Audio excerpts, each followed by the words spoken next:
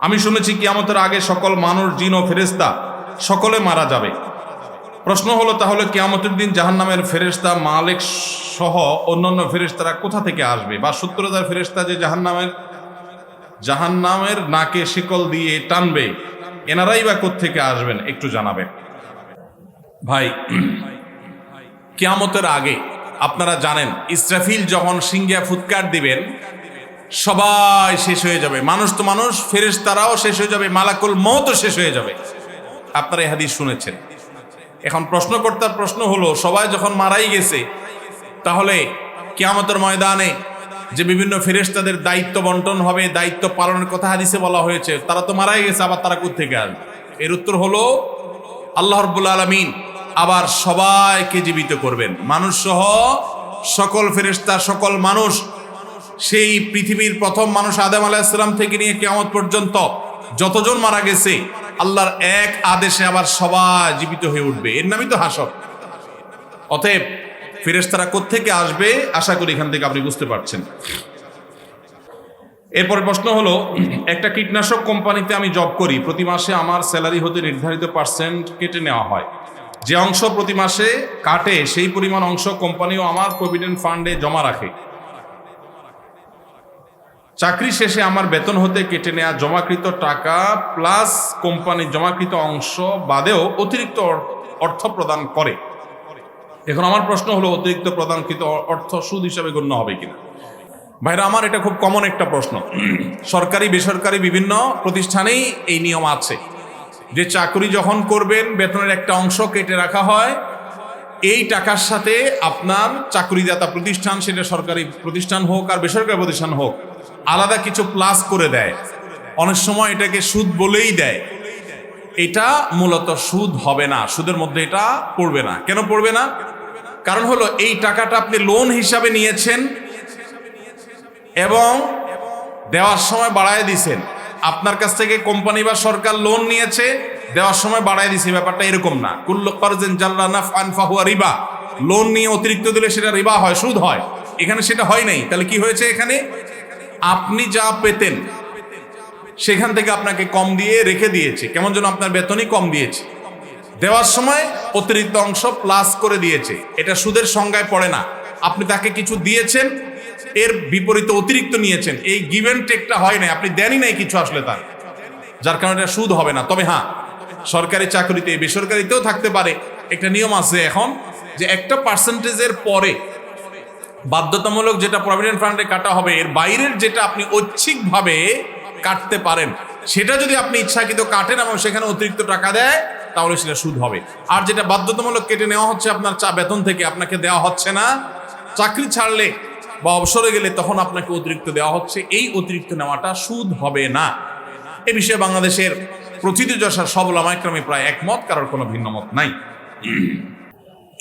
বিয়ের আগে হারাম রিলেশন করে জেনা করে ফেললে সে মেয়েকে বিবাহ করলে গুনাহ মাফ হয়ে যাবে কিনা?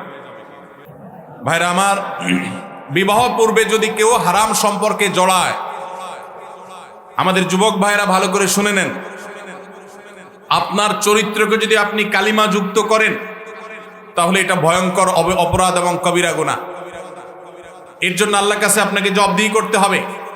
আমাদের অনেক যুবক ভাইরা মনে করেন যে বিয়ের আগে কোনো মেয়ের সাথে হারাম সম্পর্ক করলে, জেনা লিপ্ত হলে, এরপর বিয়ে করলে বোধহয় এটা কাটাকাটি হয়ে যাবে। এটা সঠিক না, এটা ভুল। বিয়ে করেছেন, এখন হারাম থেকে বের হয়ে আসছেন, এটা ভালো। কিন্তু আগে যে অপকর্ম হয়েছে, গুনাহে হয়েছে, নাজায়েজ কাজ করেছেন, হারাম সম্পর্ক করেছেন, তার জন্য দুইজনেই আল্লাহর কাছে সারা জীবন চোখের পানি ফেলে কাঁদতে হবে, তওবা করতে হবে, ক্ষমা চাইতে হবে, ইস্তেগফার করতে হবে, ইনশাআল্লাহ তাহলে মাপ পাওয়া যাবে।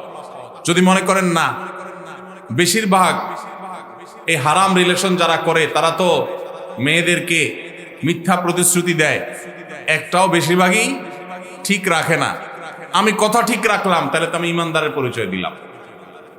হ্যাঁ, আপনি কথা ঠিক রাখলেন, আপনি ভালো কাজ করলেন, কিন্তু আগে যে হারাম করেছেন, এই কথা ঠিকের কারণে সেগুলো মাফ হবে না। তার জন্য আল্লাহর কাছে আলাদা মাপ চাইতে হবে। অনলাইন জুয়া বৈধ কিনা? ব্যাপার কি? কমন পড়ে গেছে নাকি? অনেক বেশি কমন। ইন্না লিল্লাহি ওয়া ইন্না ইলাইহি রাজিউন। এটা তো আমার কল্পনাও ছিল না। আপনাদের সবার আওয়াজ শুনে বুঝতে পারলাম যে এটা ব্যাধি আকার ধারণ করে গেছে। ভাইরা আমার, জুয়াকে আল্লাহ তাআলা হারাম করেছেন এবং শয়তানের কর্ম বলেছেন। আল্লাহ বলেছেন, ইন্নামাল খামরু ওয়াল মাইসিরু ওয়াল আনসাবু ওয়াল আজলামু রিজসুম মিন আমালিশ শাইতানি ফাজতানিবু। মদ এবং আরো কয়েকটি হারামের কথা বলে আল্লাহ বলেছেন জুয়া, এগুলা সবগুলো শয়তানের কর্মকাণ্ড, এগুলা থেকে বেঁচে থাকো। অতএব জুয়া, অফলাইনের জুয়া যেরকম হারাম, অনলাইনের জুয়াও সেই রকম হারাম। শুধুমাত্র আপনাদের এই সাতক্ষীরা এলাকাতেই নয়, গোটা দেশে আমাদের অনেক তরুণরা, অনেক মানুষ বুঝে না বুঝে বিভিন্ন মোবাইল অ্যাপসের মাধ্যমে বিভিন্ন রকম অনলাইন বেটিং এর সাথে, জুয়ার সাথে তারা জড়িয়ে যাচ্ছেন। তারা জানেনও না যে তারা হারামের সাথে জড়িয়ে গেছেন। এই হারাম তাদের শুধুমাত্র জাহান্নামকেই ত্বরান্বিত করবেন না, দুনিয়াতে তাদের অশান্তি অনেকটাই অবধারিত এবং নিশ্চিত। জুয়া এবং এই জাতীয় হারাম বেটিং এগুলোর মাধ্যমে হারাম কাজ করে, হারাম উপার্জন করে সুখের সাগরে ভাসছে, অনেক সুখী আসছে, সুখী আছে, এরকম মানুষ আপনি খুব একটা দেখাতে পারবেন না, মানুষই দেখাতে পারবেন না। টাকা পয়সা হতে পারে, কিন্তু সুখ আল্লাহ তাআলা কখনো হারামে রাখেন নাই। যারা এই হারাম উপায়ে উপার্জন করছেন, যারা অনলাইনে বা অফলাইনে যেভাবে হোক জুয়া খেলে, বেটিং এর মাধ্যমে যারা উপার্জন করছেন, তাদের প্রতিটি পয়সা হারাম। তাদের ইবাদত কবুল হবে না, দোয়া কবুল হবে না, এবং যেই দেহ যা হারাম দ্বারা গঠিত হয়েছে, নবীজি সাল্লাল্লাহু আলাইহি সাল্লাম বলেছেন যে সেই দেহ জাহান্নামের জন্য উপযুক্ত, সেটা জাহান্নামে যাবে। অতএব আমরা খাঁটি মুসলমান হওয়ার জন্য, পরিপূর্ণভাবে ইসলামে দাখিল হওয়ার জন্য 5টা শর্তের কথা বলেছিলাম। এর মধ্যে 5 নম্বর বলেছিলাম হালাল হারাম মেইনটেইন করা। অনেকে নামাজ কালাম পড়ে, হালাল হারাম মেইনটেইন করে না। যারা অনলাইন জুয়ার সাথে আসক্ত আছেন, আল্লাহর জন্য এই হারামকে আজকেই ত্যাগ করে দেন, মোবাইল থেকে আনইনস্টল করে দেন এবং এই হারাম থেকে সরে আসেন। পরিশ্রম করেন, কষ্ট করেন, এরপরে কষ্ট করে উপার্জন করেন। নবীজি সাল্লাল্লাহু আলাইহি সাল্লাম বলেছেন, আফদালুল কাসবে কাসবুল ইয়াদ। হাত দিয়ে মানুষ যে কামাই করে, পরিশ্রম দিয়ে করে মানুষ যে কামাই করে, এটা হলো সবচেয়ে উত্তম কামাই। অতএব এই হারাম ছাড়বেন তো ইনশাআল্লাহ? আল্লাহ আমাদের যুবক ভাইদেরকে, সব ভাইদেরকে হারাম ছাড়ার তৌফিক দান করুন। অনেক অ্যাপ বের হয়ে গেছে, সবগুলোর জন্য কমন উত্তর, এগুলো সবগুলো হারাম। পৃথিবীর কোনো আলেম এগুলোকে হালাল বলেন না। অতএব এই হারাম থেকে বেঁচে থাকেন, এই সমস্ত ধোকায় পা দিবেন না। বহু মানুষ বিভিন্ন রকমের ক্যাসিনো ব্যবসা করে সর্বশান্ত হয়ে গেছে। এগুলোতে প্রাথমিকভাবে মনে হয় অনেক লাভ করব, একটা সময় তাদের অবস্থা বড় খারাপ হয়, সর্বশান্ত হয়ে যায়। যদি দুনিয়াতে টাকা কামাইও করে, তার জাহান্নাম, এমনকি দুনিয়াতে তার অশান্তি অবধারিত। থেকে বুঝার তৌফিক দান করুন। আল্লাহ নবী সাল্লাল্লাহু আলাইহি সাল্লামকে এবং সমস্ত নবী রাসূলকে আল্লাহ বলেছেন, ইয়া আইয়ুহার রাসূলু কুলু মিনাত তাইয়্যিবাতি ওয়া আমালু সালিহা। হে নবী রাসূলগণ, হালাল ভক্ষণ করো এবং নেকামল করো। আল্লাহ আগে হালাল খাইতে বলছেন না আগে নেকামলের কথা বলছেন? হালালের কথা আগে বলেছেন। আমাদের সমাজে অনেক লোক আছে, মনে করে 2 নম্বর পথে কামাই করে নেই, এরপরে হাজী সাহেব গাজী সাহেব হয়ে যাব। এটা কোনো সঠিক পথ না। আল্লাহ আমাদের সংশোধন হওয়ার তৌফিক দান করুন। সবাই হালাল উপার্জনে গুরুত্ব অনুধাবন করার চেষ্টা করবো তো ইনশাআল্লাহ। হালাল খাবেন, পরিমাণে অল্প হোক, আল্লাহ বরকত দিবেন। হারাম অনেক হবে, আল্লাহ বরকত উঠায় নিবেন। অশান্তিতে ভরে থাকবে, সবাই দেখবে সুখে আছেন, আসলে আপনার ত্রাসের মধ্যে আপনি বসবাস করছেন। আল্লাহ আমাদের সবাইকে হারামকে বর্জন করার মতো ঈমানি শক্তি দান করুন। দোকানে খেয়ে টাকা মেরে দিলে পরবর্তীতে সেই টাকা ফেরত দিতে হবে কিনা?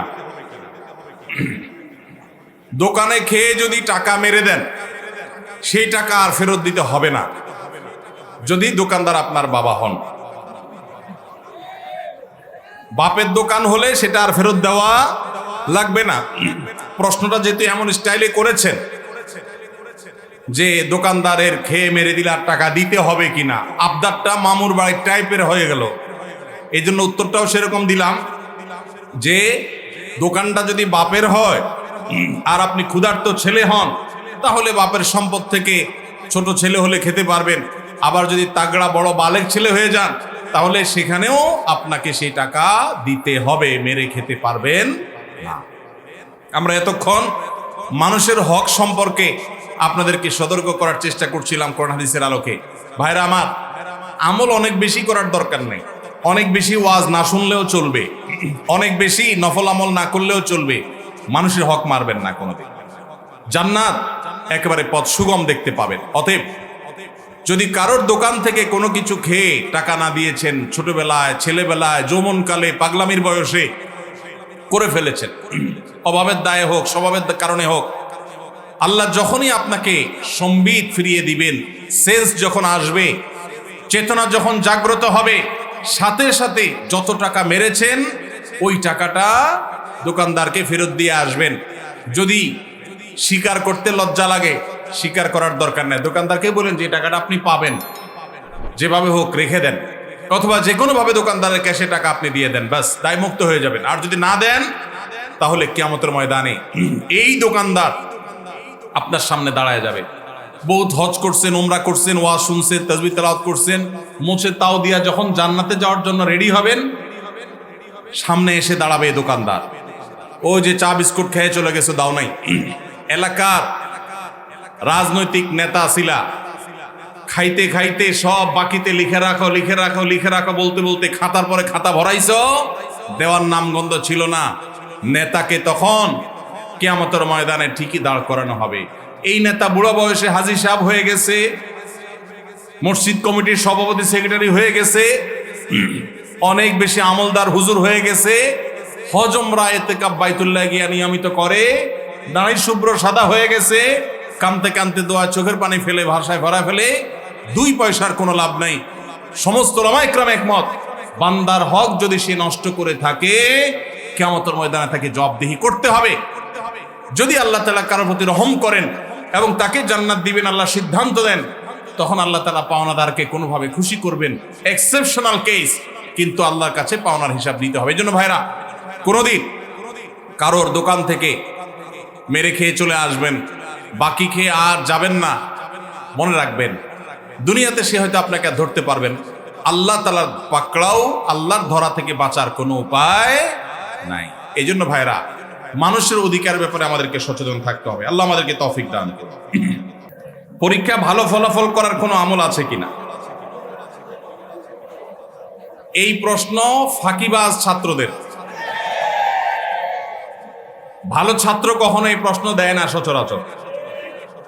ফাঁকিবাজ ছাত্রের প্রশ্ন কিভাবে বুঝলাম? কারণ আপনি দেখবেন আমাদের সমাজে পোলাপান যেগুলো সারাদিন আড্ডাবাজি করে বেড়ায়, মোবাইল টিপাটিপি করে বেড়ায়, পড়ালেখা করে না, সারা বছর ক্লাসের খোঁজ খবর নাই, এরা পরীক্ষার আগে কলম নিয়ে বলে হুজুর এটা পড়ে দেন। অনেক জায়গায় যায় তারা পরীক্ষা ভালোর জন্য। দেখেন, পরীক্ষা ভালো হওয়ার আমল হলো বেশি বেশি পড়ালেখা করা। পরীক্ষা ভালো হওয়ার আমল কি ভাই? বেশি বেশি পড়ালেখা করা। আপনি বেশি বেশি পড়ালেখা করবেন, পরীক্ষা আল্লাহ তাআলা ভালো করবেন। হ্যাঁ, এর পাশাপাশি আপনি আল্লাহর কাছে দোয়া করবেন, আল্লাহ আমার পরীক্ষা সহজ করে দেন, আল্লাহ আপনার পরীক্ষা প্রশ্নের উত্তর দেওয়ার তৌফিক দান করেন, আমার স্মৃতিশক্তি মেধাশক্তি বাড়ায় দেন। আপনি আল্লাহর কাছে দোয়া করবেন, দান সাদাকা করতে পারেন। এর বাইরে আলাদা কোনো আমল আমার জানা নাই যে স্পেসিফিক কোনো আমল এটা করলে পরীক্ষা আপনার অটোমেটিক সহজ হবে। আপনি সারা বছর ফাঁকি ঝুঁকি দেন, ক্লাস না করেন, 2 নম্বরই করেন, আড্ডাবাজি করেন, ঘোরাঘুরি করেন, আর ওই দোয়া পড়বেন আর পরীক্ষার হলে যাবেন, ফটাফট সব লেখা হয়ে যাবে, এরকম দোয়া আমার জানা নাই ভাই। অতএব পরীক্ষার হলে ভালো লেখার জন্য ভালো পরিশ্রম করতে হবে, পাশাপাশি আল্লাহর কাছে দোয়া করতে হবে, আল্লাহ তাআলা সহজ করবেন ইনশাআল্লাহ। এরপর প্রশ্ন হলো, আমাদের এলাকায় ঘেরে মাছ চাষের প্রচলন আছে। মাছ চাষিরা যখন আড়তদারের কাছে মাছ বিক্রি করতে যান, তখন যেই পরিমাণ মাছ বিক্রি করেন, যে পরিমাণ মাছ বিক্রি করার টাকা পান, ওজনে তার চাইতে অতিরিক্ত দিতে হয়। এটা আমাদের সমাজে নিয়ম হয়ে গেছে। শরিয়ার দৃষ্টিকোণ থেকে এটা জায়েজ আছে কিনা? ভাইরা আমার, এটা আমি আজকে খেতে বসেও শুনেছি যে এই প্রচলন নাকি আপনাদের এলাকায় আছে, যে আড়তে যখন একজন কৃষক, একজন চাষি মাছ চাষ করেছেন, তিনি যখন মাছ বিক্রি করতে গেছেন, তখন 1 কেজি মাছ বিক্রি করতে গেলে 1 কেজি 200 গ্রাম বা 1 কেজি 150 গ্রাম অতিরিক্ত মাছ নাকি দেওয়া লাগে। এই নিয়ম কি আছে আসলে? কত? 100 গ্রাম অতিরিক্ত দিতে হয়। পরিপূর্ণভাবে নাজায়েজ। আড়তদার ভাইয়েরা কান খাড়া করে শুনে রাখেন, এই টাকা আপনাদের জন্য হালাল হবে না। এই টাকা আপনাদের জন্য হালাল হবে না। কেন হালাল হবে না? কারণ নবী করিম সাল্লাল্লাহু আলাইহি সাল্লাম বলেছেন, সহিহ মুসলিমের হাদিস, ফাবিমা তাখুযু মালা আখিক, তুমি তোমার মুসলিম ভাইয়ের কাছ থেকে যদি কোনো কিছু নাও, কিসের বিনিময়ে নিলা সেই বিনিময়টা তোমাকে ক্লিয়ার করতে হবে। আপনি 1 কেজি মাছের টাকা দিয়েছেন, 1 কেজি মাছ নিয়েছেন, এখানে বিনিময় ক্লিয়ার, যে টাকা দিয়েছেন 200 টাকার মাছ নিয়েছেন। এই যে অতিরিক্ত কিছু নিয়ে নিলেন, আপনি কোষ করে কিছু নিয়ে আইলেন, এক্সট্রা কিছু হাত দিয়ে তুলে নিলেন, অথবা 100 গ্রাম ফিক্স করে অতিরিক্ত নিলেন। 5 কেজি মাছ বিক্রি করেছেন চাষি, সেখান থেকে 500 গ্রাম আপনাকে অতিরিক্ত দিতে হয়েছে।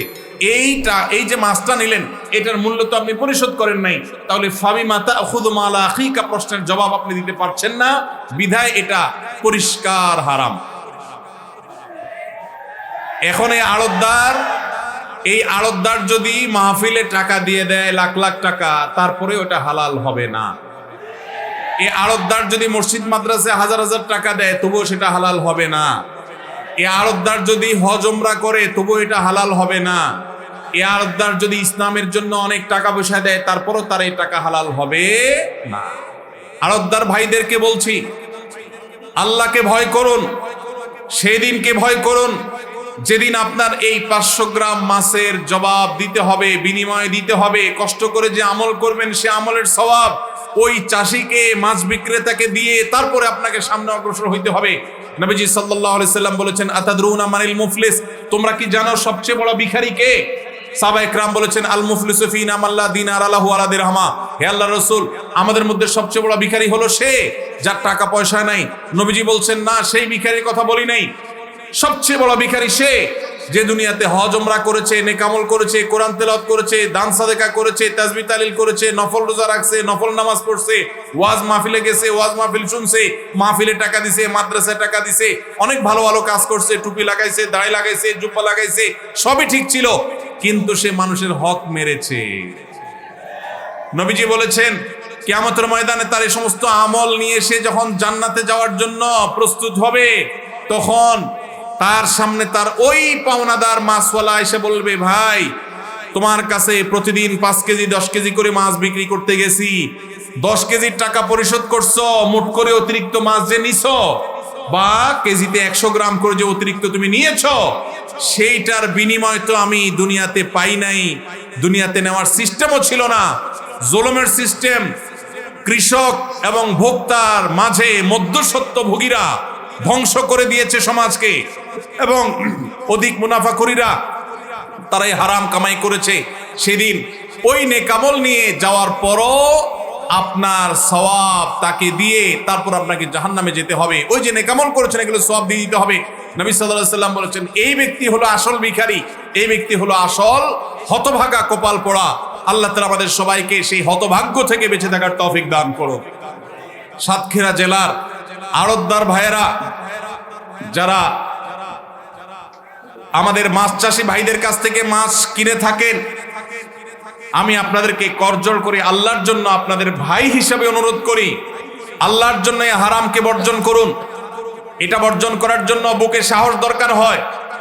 ওই মাছ বিক্রেতা, মাছ চাষী ভাইয়ের 100 গ্রাম মাছ না নিলে আপনি মরে যাবেন না, আপনি মরে যাবেন না, কিন্তু এই 100 গ্রাম মাছের কারণে আপনার উপার্জনটা হারাম হচ্ছে। অনেক ব্যবসায়ী ভাইরা জানেন না। আমরা তাদেরকে আল্লাহর ভয়, আল্লাহর সতর্ক,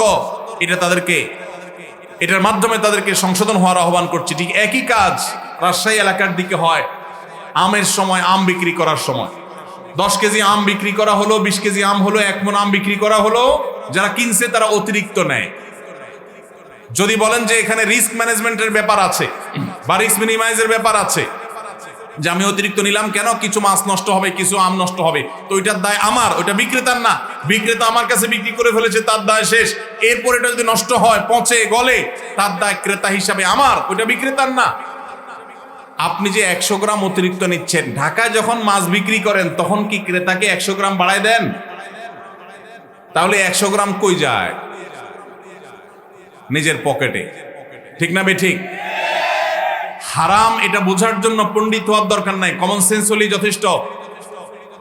এখন কোন আড়তদার ভাই বলবেন সব আড়তদারিতে এই কাম করে, আমি একলা এটা করলে কি টিকবো? আপনি একা করেন। কেউ যদি শত্রুতা করে আল্লাহর জন্য সেই শত্রুতা সহ্য করেন, তাদেরকে বুঝান যে ভাই আমি হারাম খাইতে পারি না।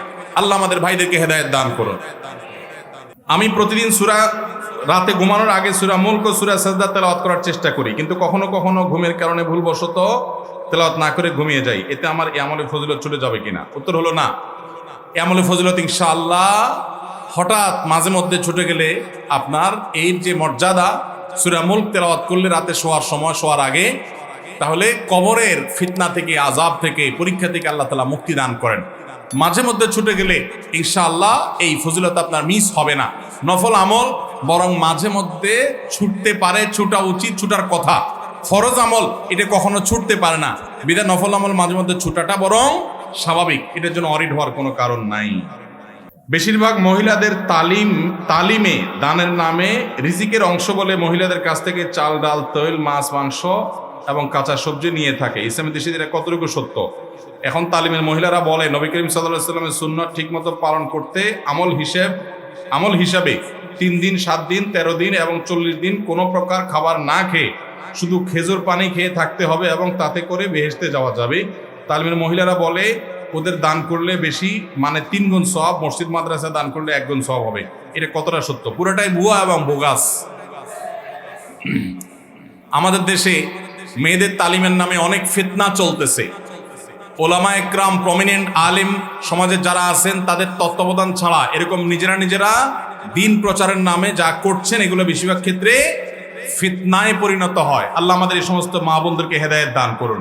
তারা এই সমস্ত ভুলভাল কথা বলে তাদের ঠিকানা জাহান্নাম করছেন। কারণ নবীজি বলেছেন, মান কাযাবা আলাইয়া মুতাআম্মিদান ফালিয়াতাবাওয়া মাকআদাহু মিনান নার। যে ব্যক্তি মিথ্যা হাদিস আমার নামে বলবে, আমি যেটা বলি না এটা বলবে, সেজন্য তার জাহান্নামে তার ঠিকানা জেনে রাখে, তার জাহান্নামের টিকেটের রিজার্ভেশন যেন সে করে নিল।